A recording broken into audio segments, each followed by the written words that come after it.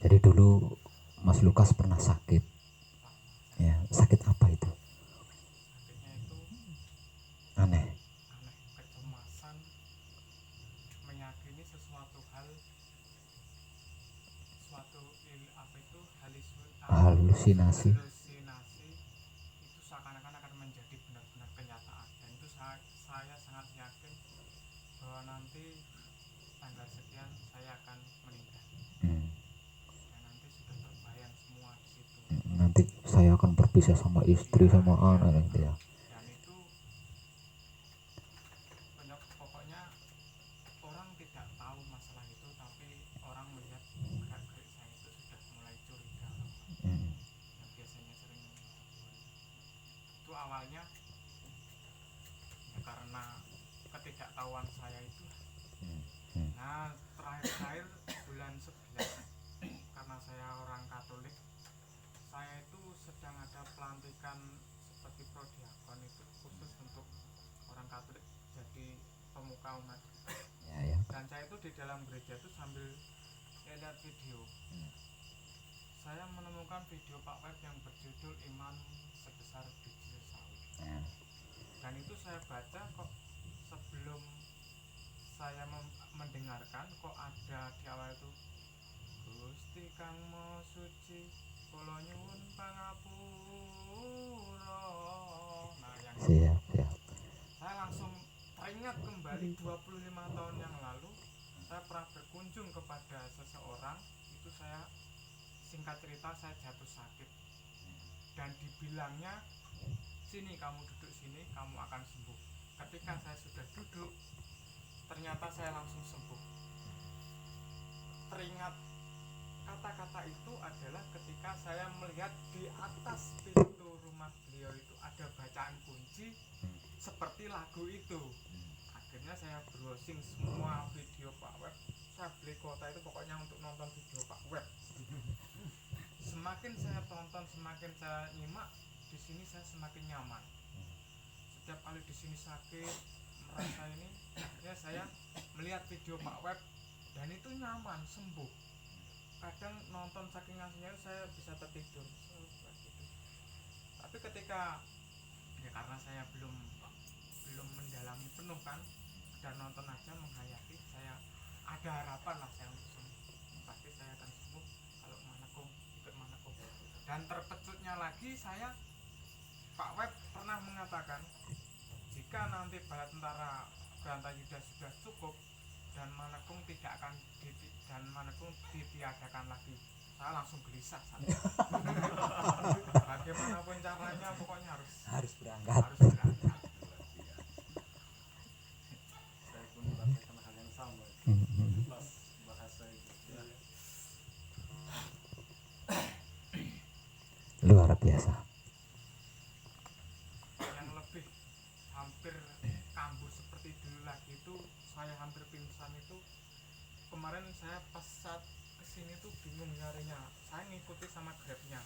Ini petanya Mas Oga. Saya percaya. Muter-muter tuh bolak-balik nggak ketemu.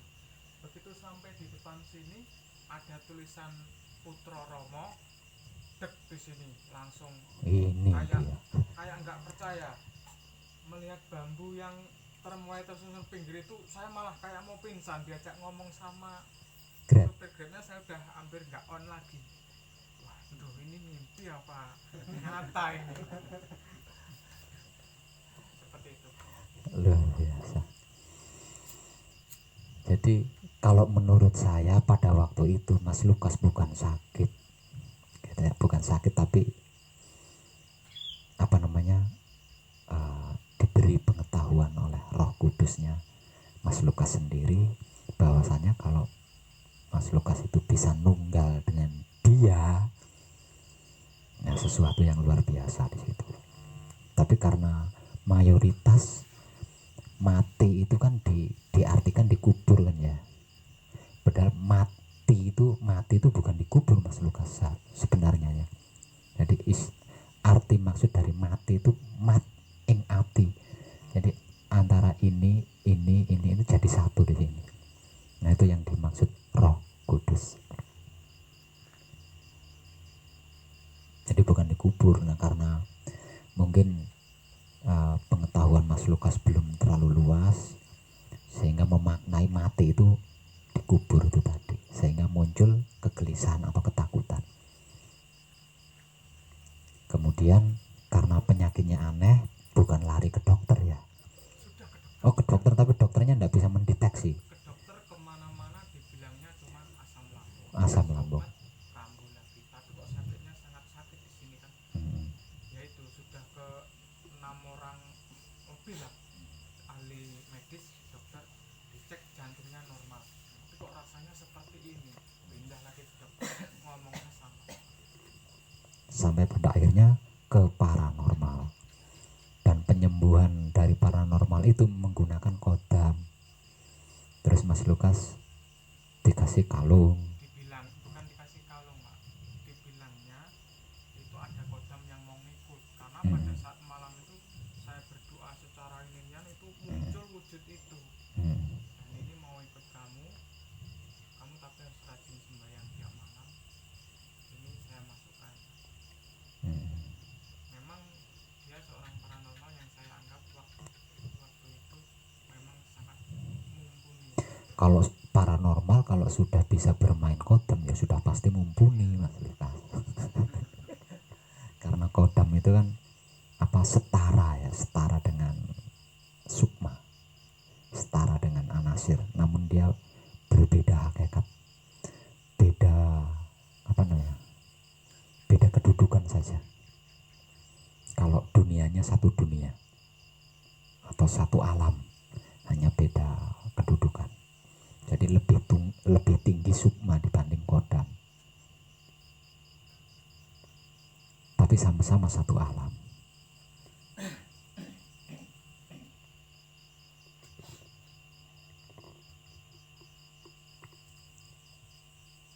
Nah, setelah Mas Lukas sembuh, kemudian itu dimasukkan ke sini gitu. Itu pakai kerakat kenduran itu nunggu hari baik.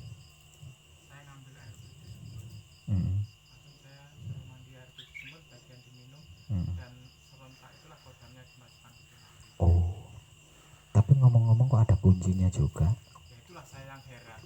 Kok ada kunci di situ?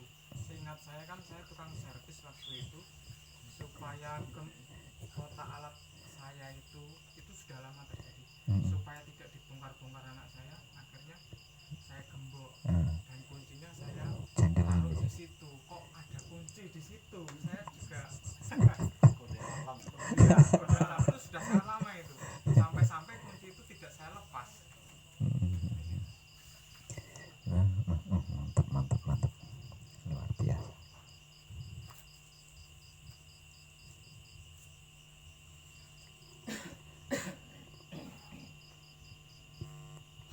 Tapi tadi Patrap tidak mengalami kesulitan ya? Tidak mengalami kesulitan. Ya, siap. Mantap, selamat.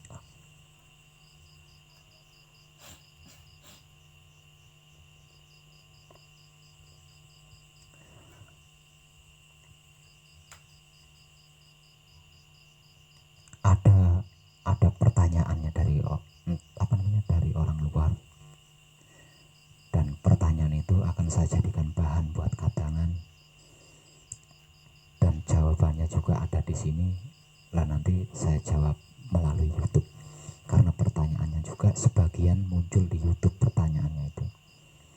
Jadi saya jawab dengan video.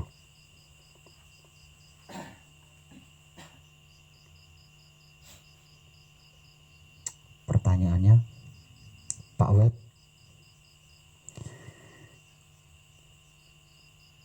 bagaimana agar supaya ketika bersamadi kita tidak terjebak di alam kasukman?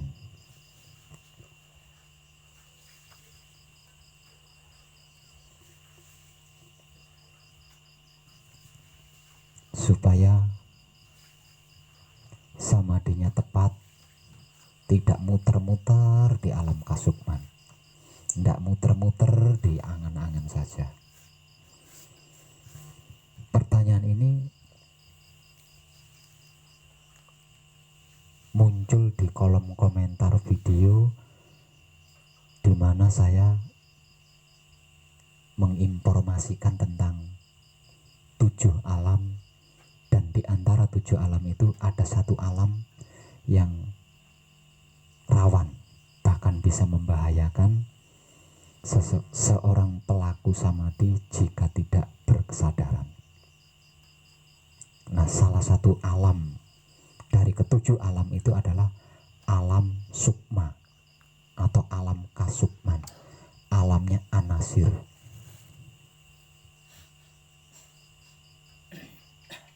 Kalau dalam istilah Jawanya, alamnya sedulur papat, alamnya mutmainah, alamnya aluama, alamnya amarah, alamnya subiyah.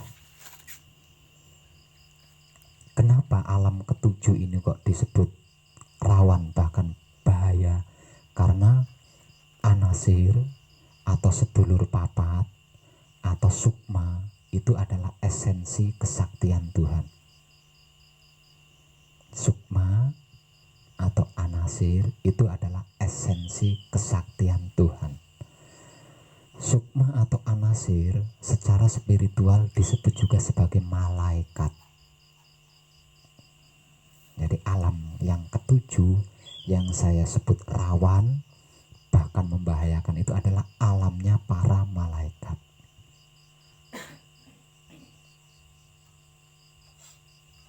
Nah, siapapun dia jika terjebak di alam sukma atau alam malaikat atau alam anasir ini, sangat sulit untuk diselamatkan. Sebab apa? Sebab yang namanya sukma atau anasir, karena dia merupakan esensi kesaktian Tuhan, artinya dia bisa menyerupai apapun.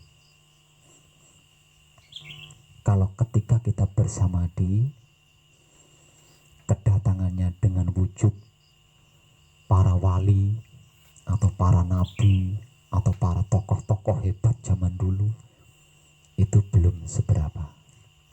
Tapi kalau kedatangannya dengan wujud sebagai malaikat atau sebagai Tuhan katakanlah, ini sudah sulit untuk dibantu. Karena apa? Karena ketika dia bersamadhi didatangi sesosok yang mengaku Tuhan, sudah terpatri di situ keyakinannya. Jadi sangat tipis untuk bisa ditolong agar supaya bisa keluar dari alam sukma.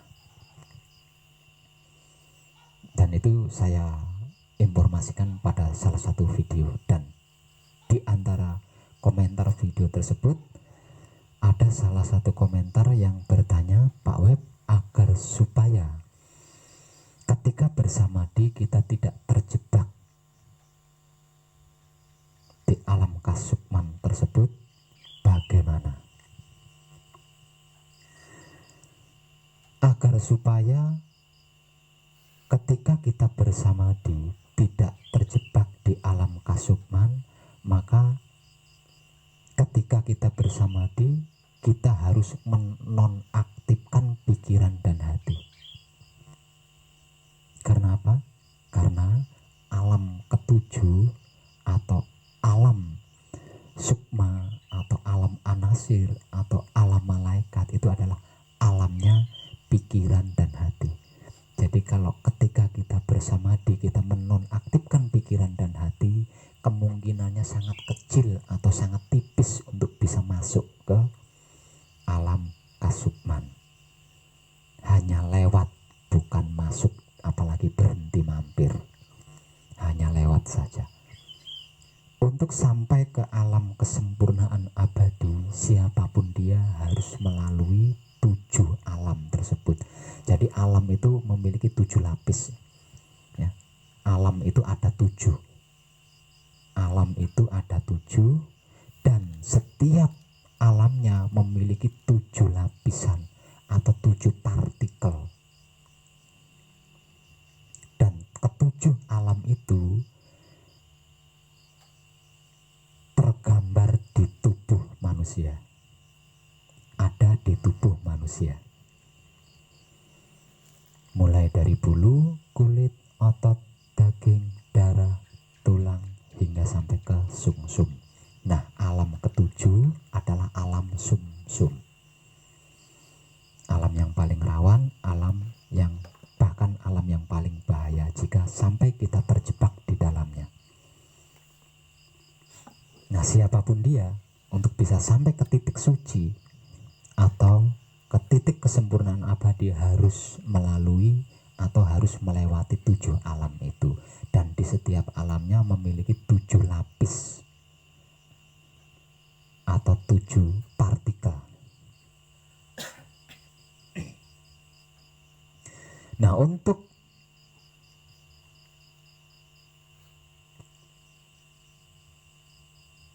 apa namanya? Untuk menjaga ya, untuk menjaga laku agar tidak terjebak di alam kasukman, maka ketika kita bersamadhi, kita harus menonaktifkan pikiran dan hati. Mungkin bahasa menonaktifkan banyak yang tidak memahami.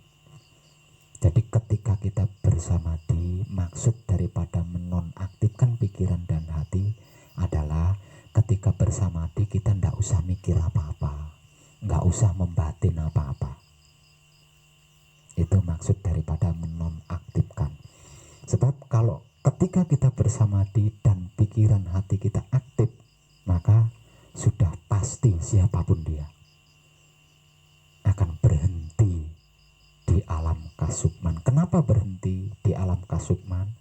Karena di alam kasukman itulah keindahan-keindahan banyak ditemui.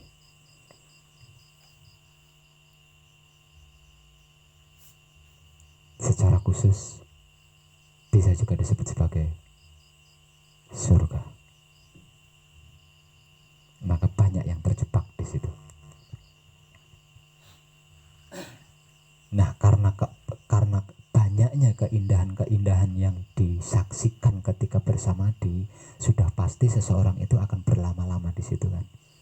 Semakin lama dia berada di alam kasukman, semakin cepat didatangi oleh sukma-sukma atau malaikat-malaikat atau anasir-anasir dengan berbagai macam kriterianya. Nanti ada dia muncul menyerupai wujud kita dengan warna hijau, dengan warna kuning, warna merah dan bla bla bla. Nanti muncul sesosok tubuh dipenuhi dengan cahaya. Nanti muncul atau muncul sesosok tubuh menyerupai sunan-sunan, wali-wali, atau bisa juga dia kemunculannya itu menyerupai nabi-nabi zaman dulu. Dan yang paling bisa dipastikan kemunculannya akan menyerupai tokoh favorit kita. Satu misal saya ngefans sama Sunan Kalijaga, nah, dia akan datang sebagai Sunan Kalijaga. Nah, nanti dia akan dibimbing gitu ya. Satu misal contoh, saya berhenti terlalu lama di alam kasukmannya. Nah, saya sangat ngefans sama yang namanya Sunan Kalijaga. Ngefans banget, saya suka banget. Nah, ketika saya berhenti lama di alam kasukman, saya akan didatangi oleh sukma saya sendiri, bukan sukmanya orang lain loh ya. Oleh sukmanya saya sendiri, atau oleh anasirnya saya sendiri, atau oleh malaikatnya saya sendiri, berwujud Sunan Kalijaga. Nah, nanti Sunan Kalijaga ini akan memberikan saya wejangan-wejangan, ilmu-ilmu wejangan-wejangan, blang. Nah, saya udah tertarik berhenti di sini nih, berhenti. Nah, terus setelah itu setiap hari saya akan mendapat bisikan-bisikan dari Sunan Kalijaga ini. Mendapat bisikan-bisikan, mendapat perintah-perintah. Sekali, 2 kali, 4 kali, 5 kali, 6 kali, 7 kali, 8 kali, 9 kali. Baik. Enggak ada masalah. Setelah saya sudah tunduk dan benar-benar tunduk kepada Sunan Kalijaga, ini mulai. Ayo perkosa ibumu. Untuk sebuah kesempurnaan, ayo perkosa ibu kandungmu. Demi kesempurnaan, ayo makan daging mayat. Ada sejarahnya itu kan ya, viral di TV. Demi kesempurnaan, ayo bunuh dia, dan lain sebagainya. Sebab itu saya selalu memberikan motivasi, ketika bersamadhi apapun prosesnya, jangan sampai mempengaruhi, jangan sampai terpengaruh.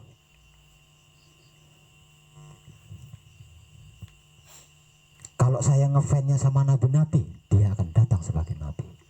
Kalau saya tidak ngefans kepada siapapun, dia akan datang, aku adalah Tuhan. Kalau kita tidak punya favorit, nggak ngefans sama siapapun gitu, dia datang sebagai Tuhan, aku adalah Tuhanmu yang kau cari selama ini, minta apa? Nah kalau dari Katolik, aku adalah Tuhan Yesus. Kalau dari Islam, aku adalah Allah. Kalau dari Buddha Hindu, aku adalah Shiva. Kalau sudah seperti itu udah sulit. Bagaimana caranya agar supaya kita bisa terhindar dari alam tersebut, alam yang membahayakan tersebut? Sangat sederhana. Tidak perlu doa, tidak perlu japa mantra, tidak perlu tirakat atau puasa.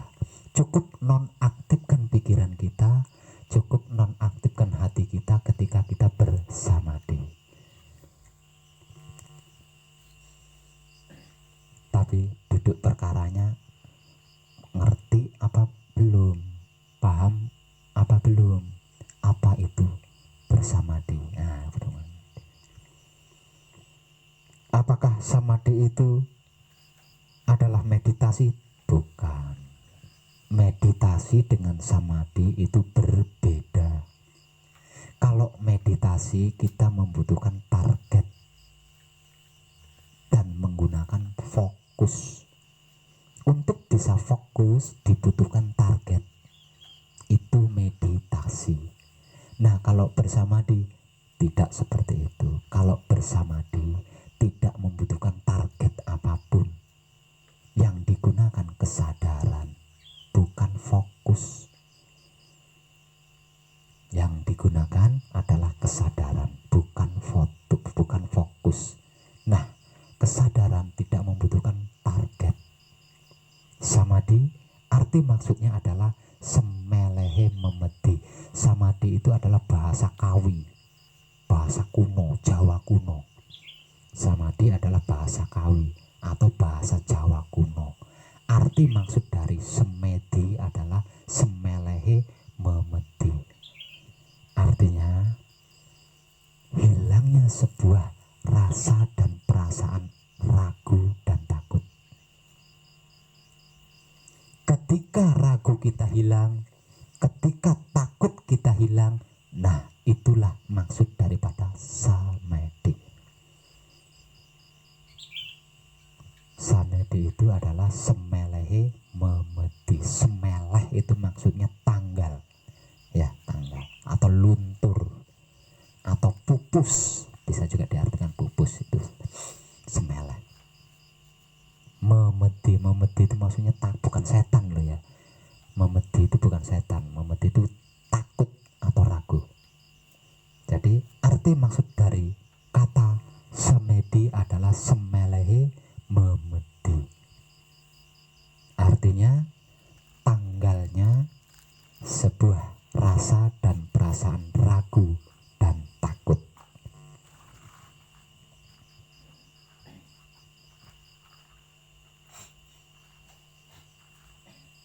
Kalau cara dan tekniknya bagaimana Pak Web? Cara dan tekniknya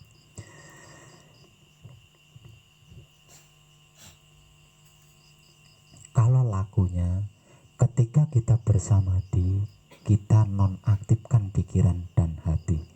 Nah, cara dan tekniknya, gunakan kesadaran untuk menikmati rasa yang muncul ketika bersamadhi. Ketika bersamadhi itu tadi, rasa yang muncul, rasa yang datang, itu rasa apa? Kalau rasa enak yang datang, yang muncul, berarti rasa enak itu kita nikmati dengan kesadaran. Kalau yang muncul rasa tidak enak, berarti berarti rasa tidak enak itu kita nikmati dengan kesadaran, tanpa kita pikirin, tanpa kita batin-batin.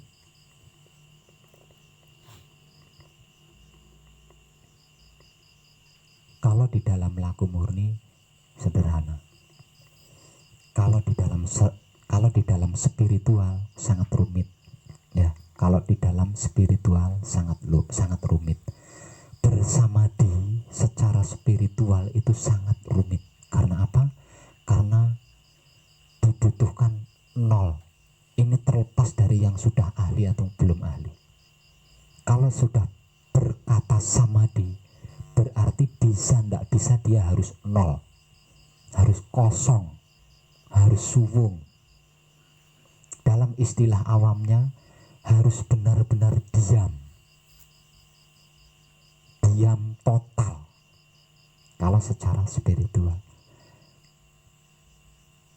kalau yang sudah ahli nggak usah dibicarakan. Tapi kalau yang belum ahli, untuk mencapai nol itu kan butuh waktu bertahun-tahun. Karena kita sudah terbiasa banyak itu ini.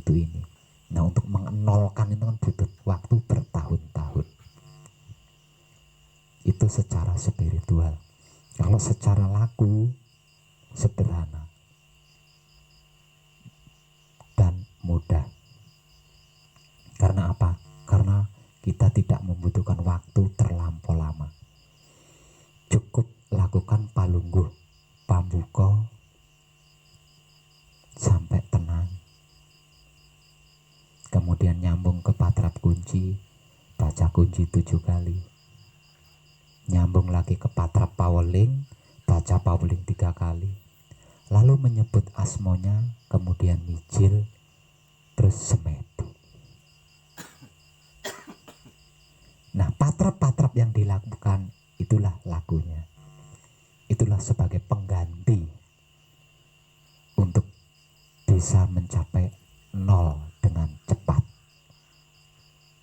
Nah, kalau sudah bersamadhi, nonaktifkan pikiran, nonaktifkan hati. Maksudnya tidak usah mikir apa-apa, tidak perlu membatin apa-apa. Apapun prosesnya, biarkan proses itu terjadi dengan natural. Biarkan proses itu terjadi dengan alami. Nggak usah dipikirin, nggak usah dibatin-batin, nggak usah diotak-atik, nggak usah ditebak-tebak, nggak usah di itu ini. Biarkanlah proses itu berjalan secara natural.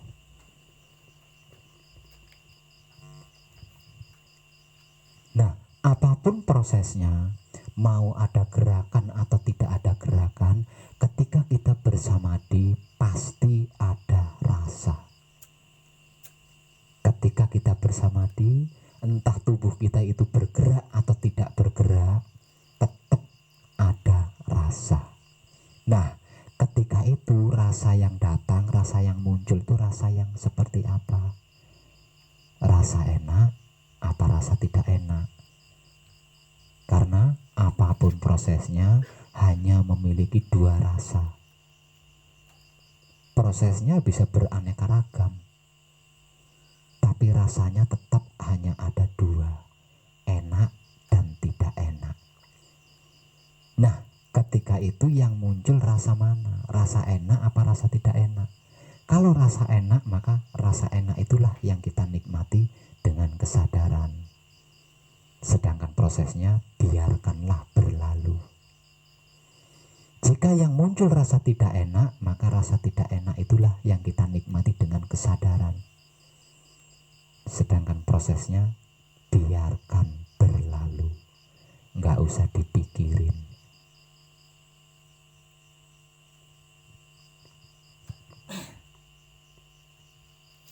Untuk apa kita mikirin proses? Untuk apa kita ngebatinin proses? Lawang yang namanya proses itu dipikirin ya selesai, tidak dipikirin ya selesai. Nah, kalau sama-sama bisa menyelesaikan, ngapain capek-capek mikirin? Satu itu. Dengan begitu, sangat tipis kemungkinannya bahkan bisa saya katakan tidak mungkin kita akan terjebak di alam kasukman. Karena kita tidak menggunakan sarana yang ada kaitannya dengan alam kasukman. Jadi untuk berhenti lama di situ, apalagi terjebak, itu sangat tipis banget.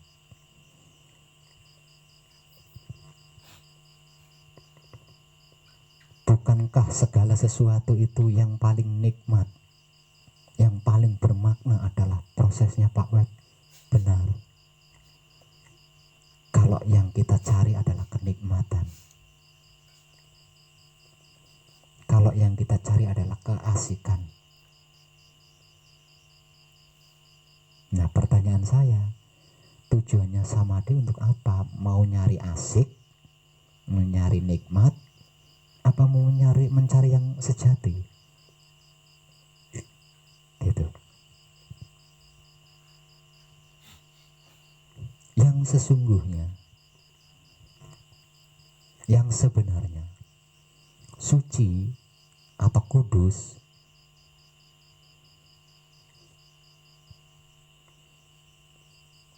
itu adalah sesuatu yang bersih. Bahasa sederhananya, sesuatu yang bersih, sesuatu yang murni, sesuatu yang asli, yang tidak bisa dicampuri dan tercampuri oleh apapun. Kalau tujuan kita adalah kesejatian atau kebenaran sejati atau kebenaran yang sesungguhnya, adalah suci atau kudus. Dan kudus adalah sesuatu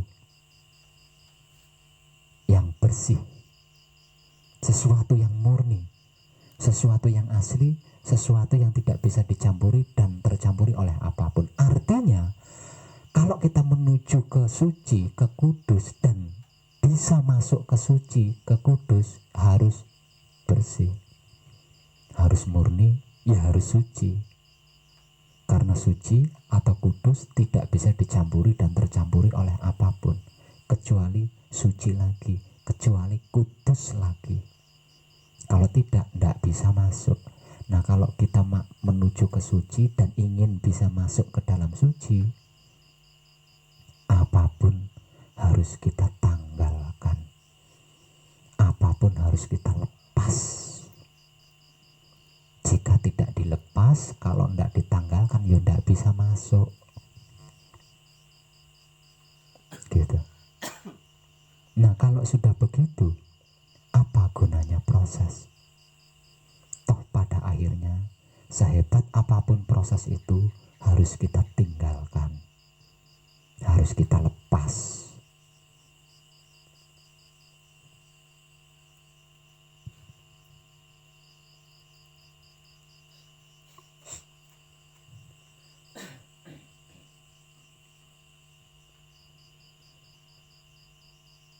Sederhana, untuk menuju ke titik suci, untuk menuju ke titik kudus, untuk bisa sampai ke suci, untuk bisa sampai ke kudus, agar supaya bisa masuk ke dalam suci, agar supaya bisa masuk ke dalam kudus, sederhana.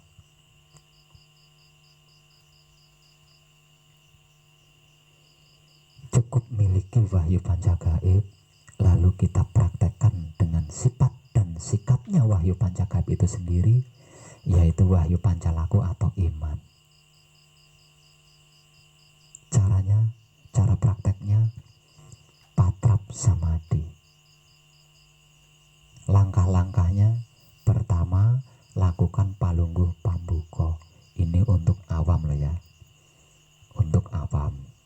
Pertama-tama lakukan palungguh pambuka, lalu patrap kunci, baca kunci, patrap paweling, baca paweling, sebut asma sejatinya, kemudian mijil, lalu bersamadhi. Di dalam samadhi, nonaktifkan pikiran, nonaktifkan hati. Gunakan kesadaran untuk menikmati rasanya proses apapun yang terjadi terjadi ketika bersamadhi. Sederhana kan?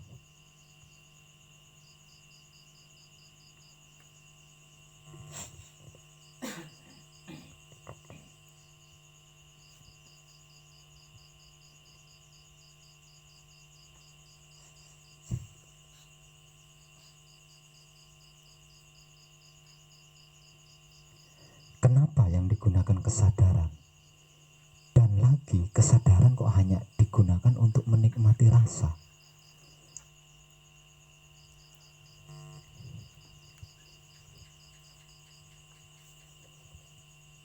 Apakah itu penting? Nah, ini penting.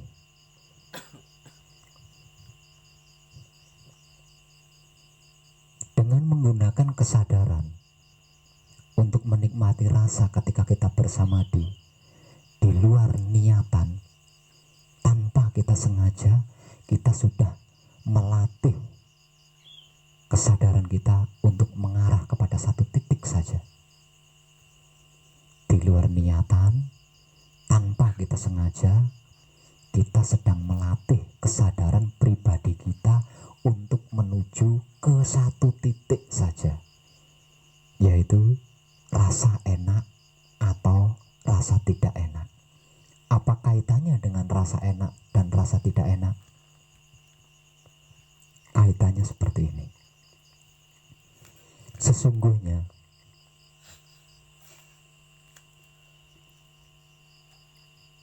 tidak ada sesuatu apapun yang tidak terkait dengan manusia. Tidak ada sesuatu apapun yang tidak terkait dengan diri pribadi manusia hidup. Tidak ada sesuatu apapun yang tidak terhubung dengan manusia hidup. Tidak ada sesuatu apapun yang tidak bercengkrama dengan diri manusia hidup. Apapun itu.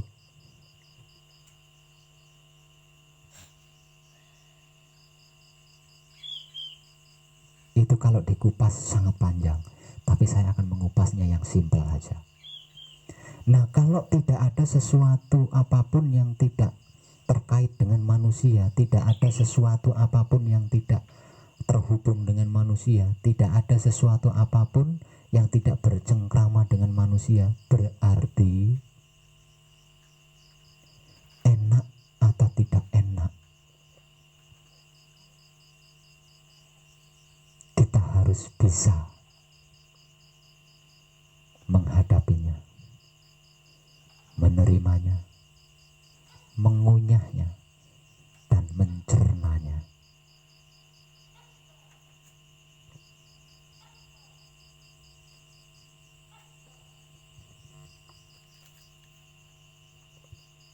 Ini terkait apapun. Sebenarnya isi kehidupan itu hanya ada dua,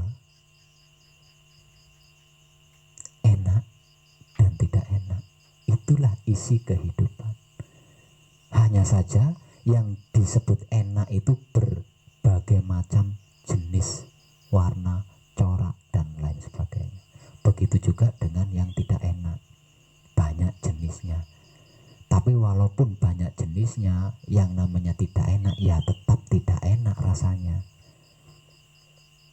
Begitu juga dengan yang enak, walaupun berbeda-beda bentuknya, tapi rasa enaknya tetap sama.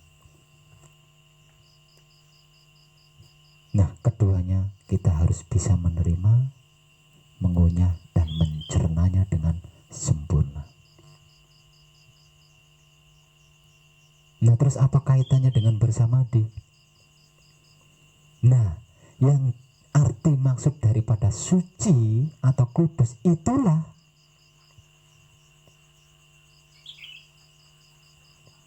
selagi kita belum sampai di dalam suci, selagi kita belum sampai di dalam kudus, kudus atau suci adalah alam semesta seisinya, termasuk diri kita di dalamnya.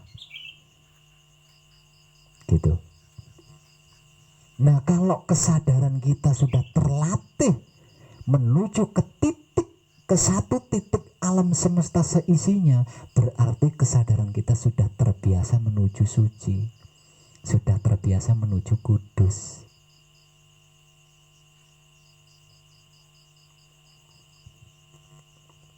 Kaitannya di situ.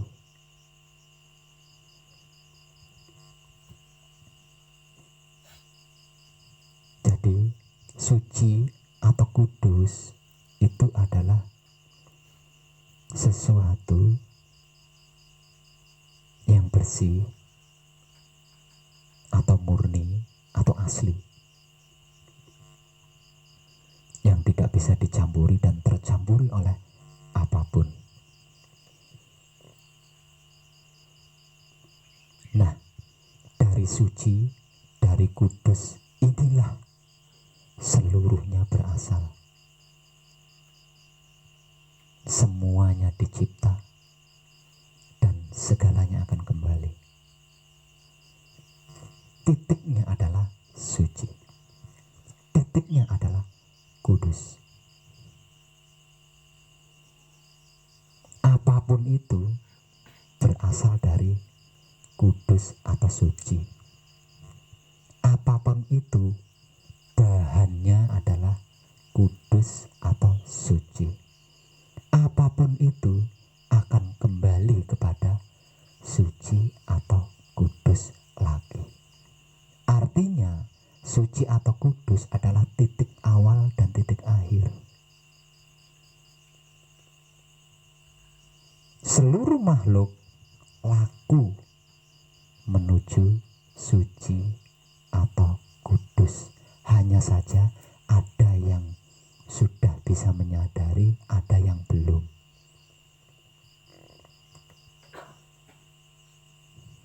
Disadari nggak disadari, suka nggak suka itu, tahu nggak tahu, ngerti nggak ngerti, paham nggak paham, seluruh makhluk, semua makhluk sesungguhnya sedang bergerak menuju suci, sedang bergerak menuju kudus.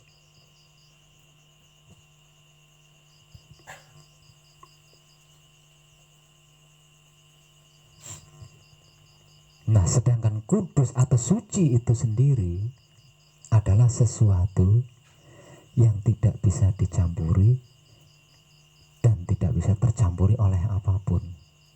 Artinya, siapapun dia, kalau tidak dalam keadaan suci seperti pada awalnya, tidak bisa masuk ke dalam suci, masuk ke dalam kudus, tidak bisa. Karena suci atau kudus tidak bisa dicampuri selain suci dan kudus itu sendiri. Jadi, untuk bisa masuk ke sana, kita harus telanjang tanpa atribut apapun, bahkan tanpa bekal apapun.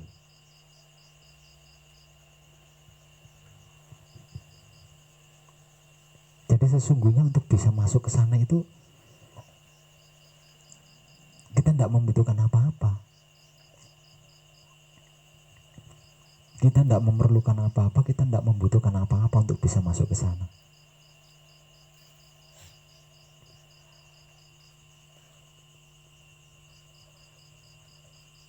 Karena apapun yang kita bawa harus kita buang. Kalau tidak dibuang, kalau nggak dilepas, tidak bisa masuk. Nggak dibuang, nggak dilepas, tidak bisa masuk. Kenapa tidak bisa masuk? Lawang asalnya bukan dari situ. Asalnya bukan dari suci, asalnya bukan dari kudus, bahannya bukan dari suci, bahannya bukan dari kudus. Jadi kembalinya ya sudah pasti bukan ke kudus, bukan ke suci. Bagian dari diri kita yang asalnya dari suci atau kudus, bagian dari diri kita yang bahannya dari suci atau kudus adalah hidup kita, roh suci kita atau roh kudus kita. Jadi yang bisa masuk ke kudus adalah Roh Kudus kita. Yang bisa masuk ke suci adalah Roh suci kita, alias hidup kita. Selain itu tidak bisa. Gitu.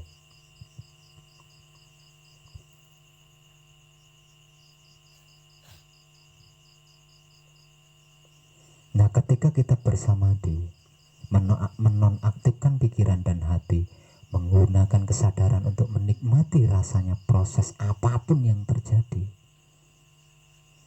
berarti kita sedang melatih atau sedang berlatih melatih kesadaran untuk menuju ke satu titik saja, yaitu semesta alam seisinya.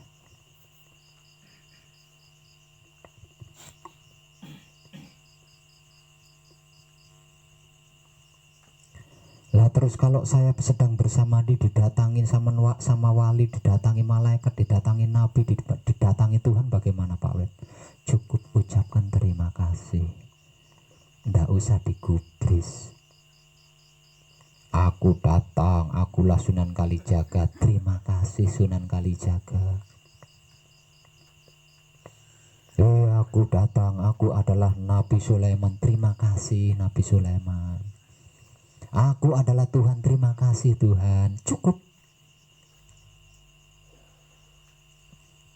Nggak usah dipikirin, nggak usah dibatin-batin, apalagi diikuti. Karena apa? Karena itu adalah sukma kita, anasir kita atau malaikat kita yang sedang menguji keimanan kita. Dia bukan mau mencelakai kita, tapi menguji keimanan kita. Nah, kalau iman kita goyah, ya jadi bolonya, jadi temannya. Tapi kalau iman kita tidak goyah, dia akan menjadi kendaraan kita.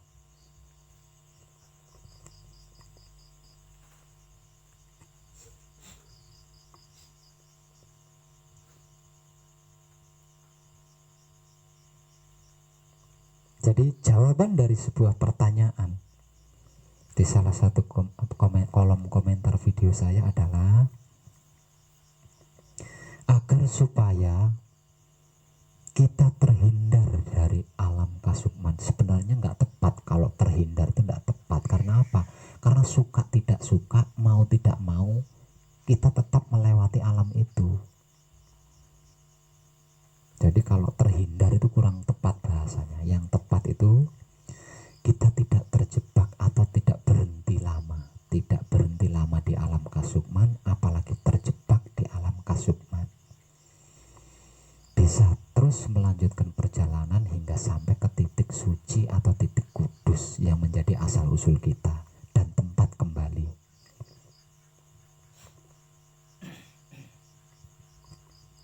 Untuk yang belum menekung, langkah awal lakukan patrap palungguh pambuko. Kalau teknik-tekniknya seperti yang sudah sering saya informasikan. Pengertian pemahamannya, langkah awal duduk di tempat yang nyaman, lalu lakukan palungguh pambuko sampai terasa tenang sikonnya. Nah, kalau sikonnya sudah dirasa tenang, kemudian berlanjut ke patrap kunci, lalu membaca kunci 7 kali. Selesai kunci, berlanjut lagi ke patrap paweling, lalu membaca paweling 3 kali. Kemudian sebut asmo sejatinya untuk yang sudah dilungguhkan asmonya. Kalau yang asmonya belum dilungguhkan, cukup sebut asmo sejati, lalu mijil. Mijil apapun sama,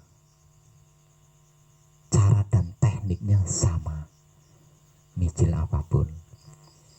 Selesai mijil, lalu duduk santai, rileks, dan diam. Nonaktifkan pikiran, nonaktifkan hati. Bernapas melalui hidung dengan tetap santai dan rileks. Posisikan tangan, kondisikan kaki, dalam sikon yang paling nyaman. Setelah posisi duduknya nyaman, setelah posisi tangannya nyaman, setelah nafasnya dari hidung juga nyaman, kemudian gunakan kesadaran untuk menikmati rasa apa yang terjadi pada saat itu. Apakah kejadiannya tubuhnya bergetar? Apakah kejadiannya tubuhnya menggigil? Atau kejadiannya tubuhnya hanya diam saja seperti patung? Apapun kejadiannya, ketika bersamadhi tetap ada rasanya.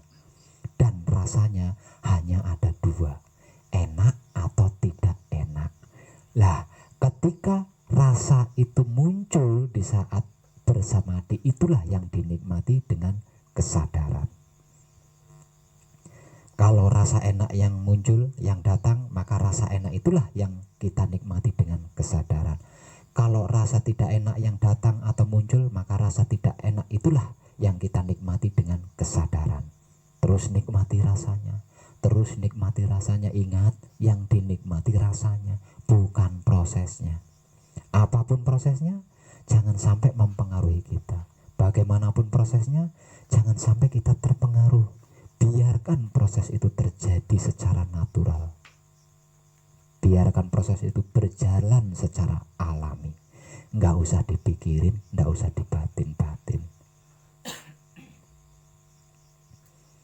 Kesadaran harus tetap kuat berpedoman kepada rasa. Rasa apa? Entah rasa apa saja yang muncul ketika bersamadhi. Nah, kalau tidak mengalami apa-apa, tetap ada rasanya. Walaupun tidak mengalami apa-apa, tetap ada rasanya. Tidak ada Pak Web bohong, tidak percaya. Ya, nggak percaya. Mesti ada rasanya, pasti ada rasanya. Sebenarnya rasa apa sih? Perhatikan saja. Mesti tahu, gunakan kesadarannya, pasti tahu. Tapi saya benar-benar tidak mengalami apa-apa Pak Feb, kecuali boyok saya dengken. Lah itu apa?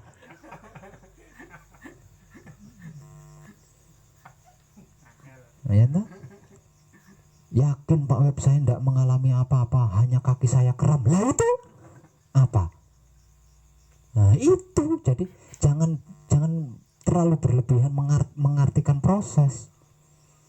Proses itu tidak harus bergetar, tidak harus tidak seperti itu. Diam judak sekalipun tetap ada proses. Prosesnya apa? Entah itu kakinya semuten atau boyoknya dengkean.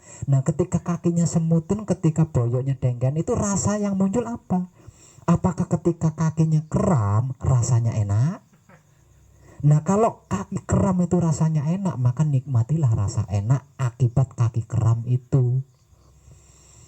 Nah, kalau yang muncul rasa ndak enak dengan kaki kram itu tadi, rasanya kok nggak enak, nggak nyaman, ya berarti rasa nggak enak atau rasa ndak nyaman akibat kaki kram itu yang dinikmati dengan kesadaran. Terus nikmati lebih dalam lagi menikmatinya terus sampai klik yang dimaksud mudeng, ngerti, paham, tahu kenapa kakinya kram ketika bersamadhi. Nah, kalau yang muncul merinding ya pasti ada rasanya. Nikmati rasanya merinding itu tadi, bukan merindingnya yang dinikmati. Nah, kalau tangannya bergetar bergerak, nikmati rasanya tangan yang bergetar dan bergerak itu, bukan gerakan tangannya yang dirasakan, tapi rasanya.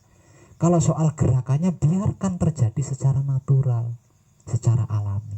Usah kita pikirin. Kalau kita benar-benar bisa menikmati, pasti ngerti, pasti paham, pasti tahu. Tandanya apa Pak Web? Tandanya bagaimana Pak Web? Kalau saya berhasil menikmati, tandanya bisa menikmati.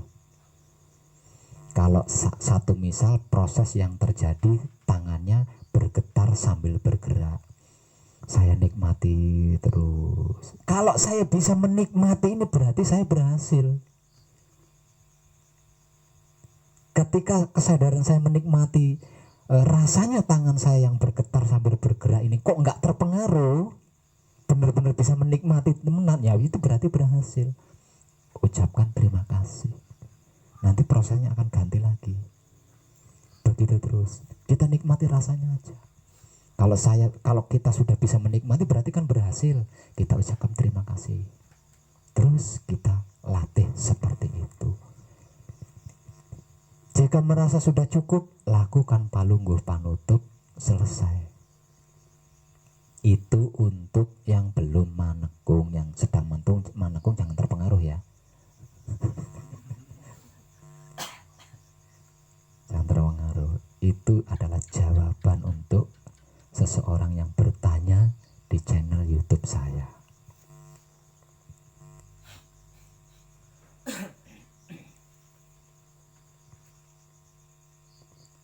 Lah kalau untuk kadang yang sedang manekung Pak Web beda.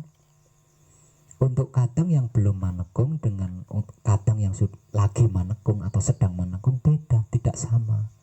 Karena kadang yang manekung itu sedang berjuang, sedang berkorban, sedang mengabdi. Kalau kadang yang belum manekung berarti dia belum berjuang, belum berkorban, belum mengabdi. Nah dari situ aja sudah jelas perbedaannya. Nah kalau boleh tahu untuk kadang yang sedang manekung patrapnya bagaimana Pak Web?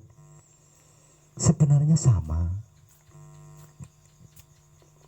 hanya beda teknik saja.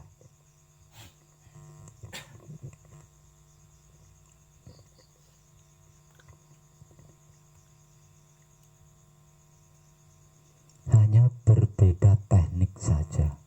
Kalau kadang yang belum manekung itu patrap bisa bebas.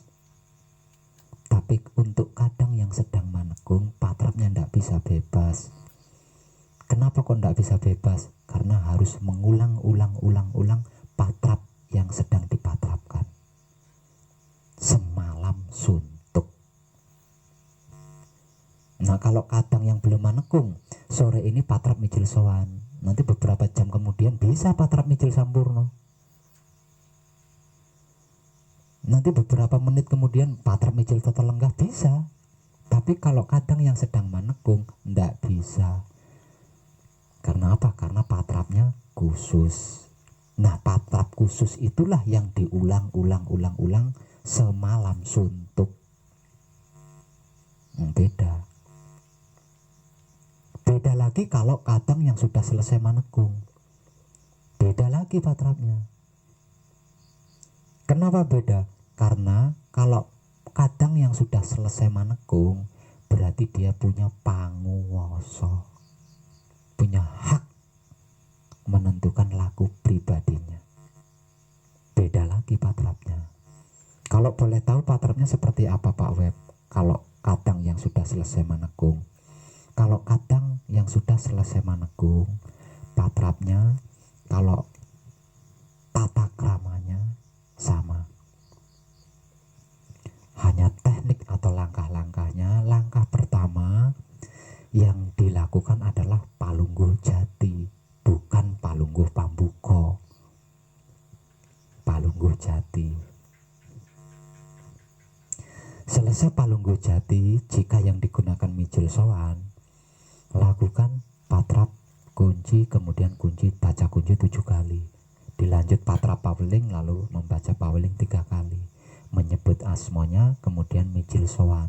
Selesai mijil sowan, tangannya diturunkan agar supaya tidak terjadi proses. Jadi kalau kadang yang sudah selesai manekung itu menghindari proses. Karena apa? Karena kalau sampai mengalami proses berarti dia kembali TK lagi. Karena apa? Karena sudah lulus kok kembali TK.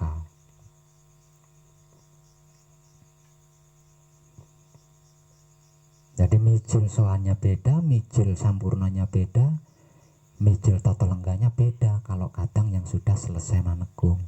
Yang sama itu kadang yang belum manekung dan kadang yang sedang manekung itu sama, hanya berbeda teknik saja. Yang digunakan sama. Yang berbeda itu adalah kadang yang sudah selesai manekung. Seperti patrap samadhi, mijil totolenggah. Kalau kadang yang sudah manekung, sudah selesai manekung, patrap samadhi mijil totolenggahnya nyungsang buwono balik. Nah, udah beda lagi kan.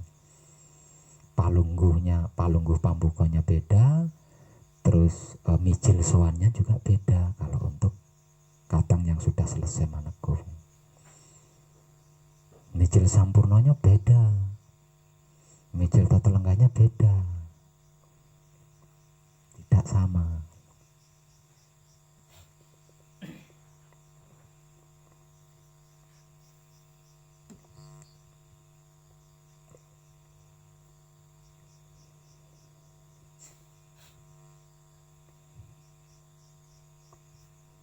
Itulah jawaban dari sebuah pertanyaan di internet. Kita keluar dari tentang internet. Sekarang kita sendiri. Di antara panjenengan, apakah ada yang punya pertanyaan? Siap, Mas Lukas. Pertanyaannya itu untuk yang saat baca kunci itu Pak Web, gimana cara menghitung yang tepat? Karena selama ini saya belajar itu saya menggunakan ketika seperti ini patrap kunci itu untuk bacaan yang pertama saya menekan jempol saya, terus untuk menghindari salah hitung berikutnya saya menekan telunjuk saya, ini tandanya ini adalah kunci yang kedua. Nah sampai terus sampai ke ujung nanti balik lagi sampai ke telunjuk. Nah ini yang tepatnya itu sebenarnya bagaimana? Itu sudah bagus. Ya, kalau soal penghitung itu tidak ada patokan. Yang penting tepat hitungan ketujuh. Jadi patrap itu kan bukan semedi, Mas Lukas ya. Patrap itu adalah etika ya, atau peraturan gitu ya. Itu patrap. Jadi ketika kita patrap, kalau sudah ahli saya nggak bicara ya. Ini saya sedang berbicara yang belum ahli. Ketika kita patrap, tidak usah menggunakan kesadaran. Kalau kita menggunakan kesadaran, sudah pasti tidak akan ingat hitungannya. Ya. Karena apa? Karena patrap itu adalah etika atau aturan. Kalau dalam bahasa Javanya anggah-ungguh. Jadi gunakan angan-angan, gunakan otak, gunakan hati. Ya. Gunakan otak untuk menghitung, gunakan hati untuk membaca. Ketika kita patrap. Nah, setelah selesai patrap, di saat samadhi, nah ini baru kita gunakan kesadaran. Kita nonaktifkan pikiran kita nonaktifkan hati kita. Satu misal ada yang berbicara, baca kunci menggunakan rasa piye. Baca kunci menggunakan rasa. Kalau menikmati kunci menggunakan rasa tepat, tapi kalau baca kunci menggunakan rasa, baca kunci ya angen-angen lah. Yang digunakan angen-angen. Patrap itu ya angen-angen, baca kunci ya angen-angen. Tapi angen-angen yang kita arahkan ke titik suci gitu loh. Alami saja, ketika kita patrap, alami saja. Ndak usah itu ini. Lah nanti ketika sudah sampai di fase samadhi, nah ini baru kita nol menggunakan kesadaran. Kalau sejak baca kunci kita sudah menggunakan kesadaran, pasti kobel-kobel. Ini tadi udah berapa ya? Nah ketika begitu ya itu udah kemomoran, udah maksudnya udah angen-angen. Artinya kenapa kok terjadi seperti itu? Kalau hidup itu cerewet seperti saya, hidup itu memberitahu namanya baca kunci ya, yang harus kamu gunakan itu ini, jangan gunakan saya.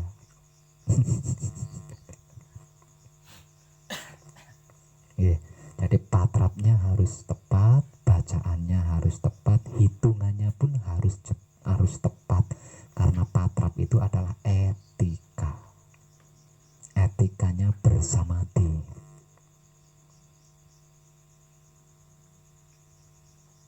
Nah, Mas Lukas cocok dengan cara seperti itu, lakukan, nggak apa-apa, lakukan.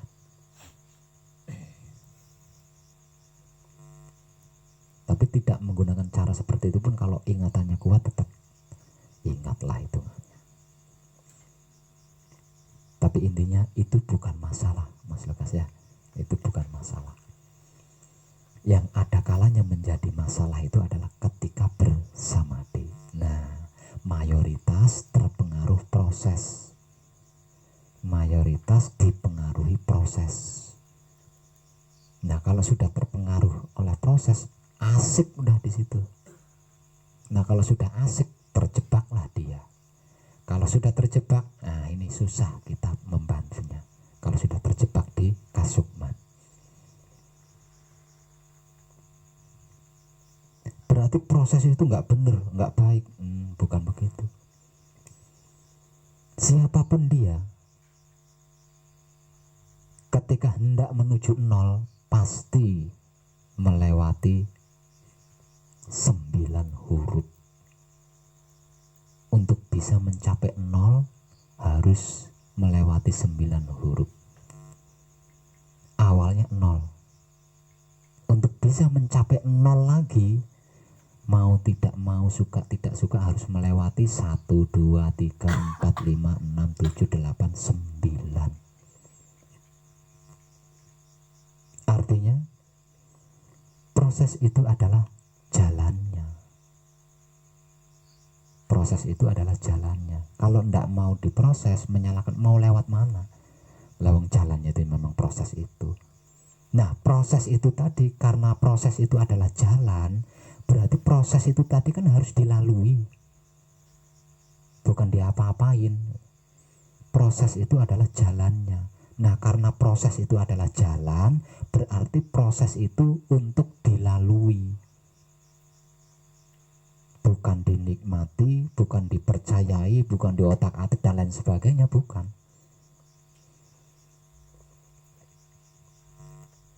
Satu misal, saya mau berangkat ke pasar.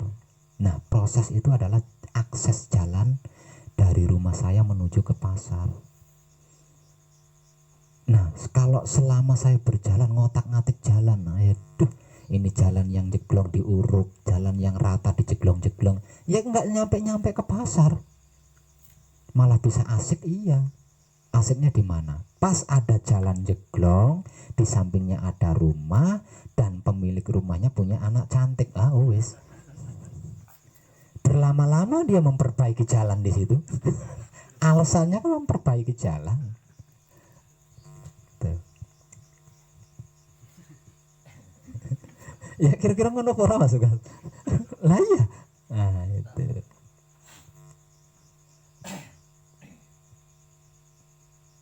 Nah, kebanyakan itu berhenti di proses.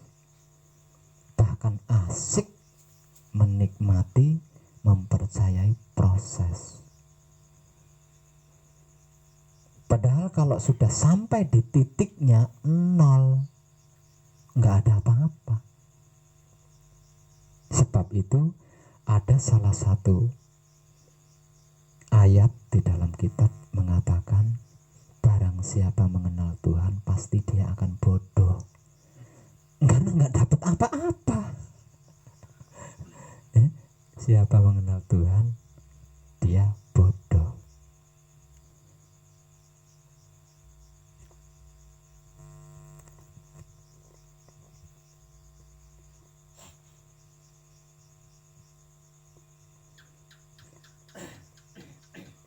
Dengan teknik samadhi seperti itu, apakah ada istimewanya? Luar biasa.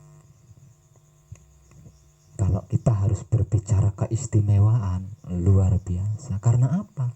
Karena kehidupan di dunia ini ada atau tidak ada itu ditentukan oleh kesadaran. Ditentukan oleh kesadaran. Namun terlalu banyak yang mengingkari kesadaran itu. Saya bisa melihat panjenengan, ya, bisa mendengar suara-suara panjenengan, bisa bercengkrama di sini karena adanya kesadaran di dalam diri saya. Coba kalau saya tidur, walaupun panjenengan ada di sini, kalau saya tidur, saya nggak bisa apa-apa. Kehidupan itu penentunya adalah kesadaran.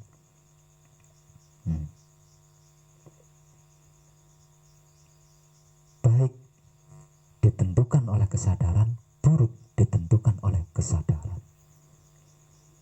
Coba kita renungkan jika kesadaran kita terlatih mengarah ke satu titik saja. Sebenarnya kesadaran itu apa sih Pak Web? Saya sudah sering memberikan informasi tentang itu. Kesadaran adalah gerak-geriknya hidup. Kesadaran adalah gerak-geriknya hidup.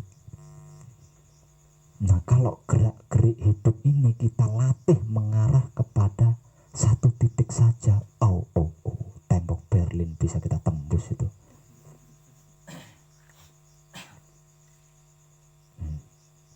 Namun sayang, para kadang, ya, saya katakan sayang 1000 kali sayang.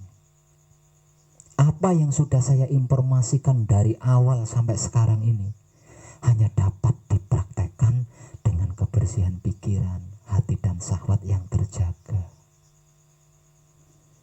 Walaupun sesederhana itu untuk mencapai kejayaan, untuk mencapai kesuksesan, untuk mencapai keberhasilan, bahkan untuk mencapai kesempurnaan abadi, hanya sesederhana itu,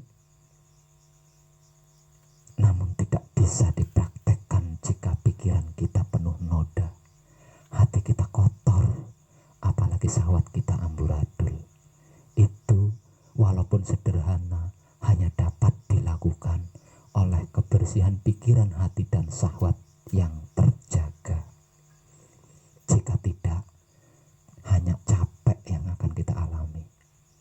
Hasilnya sama saja dengan ajaran-ajaran lainnya.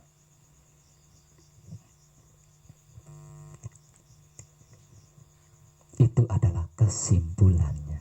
Kesimpulannya, walaupun sesederhana itu untuk bisa mencapai kejayaan, untuk bisa mencapai kesuksesan, untuk bisa mencapai keselamatan, untuk bisa mencapai kebahagiaan, ketentraman, bahkan kesempurnaan abadi.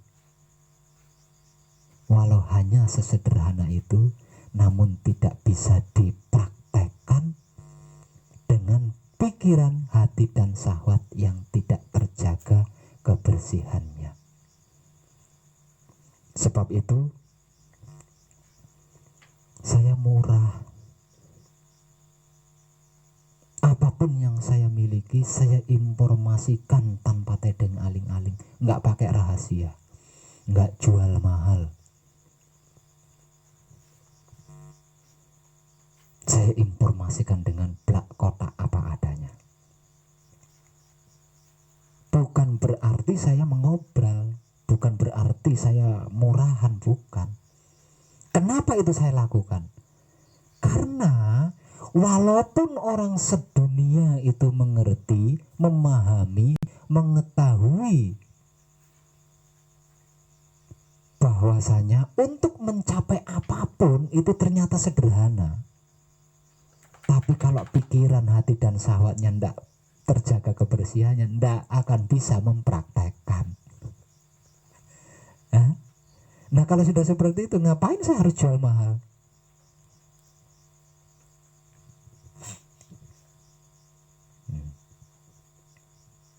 Bukan berarti saya murahan atau saya obral, itu bukan.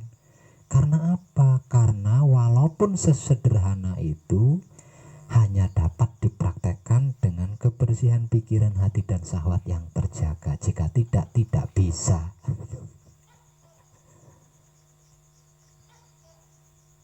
Jika Jika pikiran, hati, dan syahwatnya, kebersihannya terjaga, dan dia berhasil mencapai kesuksesan, sesungguhnya itu yang mensukseskan adalah panca gaibnya sendiri, bukan saya. Lah terus ruginya saya di mana? Kan nggak ada ruginya saya. Memang wahyu panca gaibnya sendiri yang membuat dia berhasil. Dikarenakan kebersihan pikiran, hati, dan syahwatnya yang terjaga. Bukan pikiran, hati, syahwat saya, bukan wahyu panca gaib saya, bukan. Wahyu panca gaibnya sendiri, pikiran, hati, dan syahwatnya sendiri. Makanya saya memberi motivasi kepada para kadang yang sudah selesai menekung, jangan pelit. Jangan pelit. Berikan jika ada yang membutuhkan. Berikan dengan gratis. Karena apa? Karena tidak akan rugi. Semakin kita memberikannya dengan gratis, semakin tajam, semakin tercerahkan.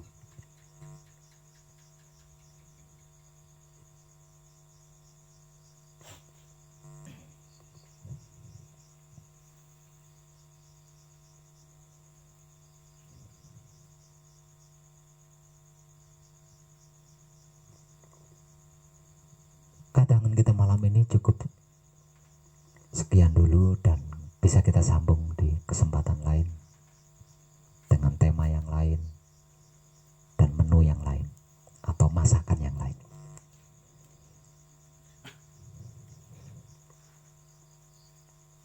Ingat, untuk para kadang yang sudah selesai menekung dan tetap di sini, terus pertahankan kesadaranmu, terus perluas kesadaranmu dengan cara menebar kesadaran rasa cinta kasih sayang kepada apapun, siapapun, dimanapun, hingga sampai kapanpun. Karena hanya itu jalannya, hanya itu caranya. Semakin kau sebar kesadaran rasa cinta kasih sayang itu kepada apapun dan siapapun, dimanapun, hingga sampai kapanpun, semakin panjenengan akan tercerahkan. Untuk kadang yang sedang menekung, selamat berjuang.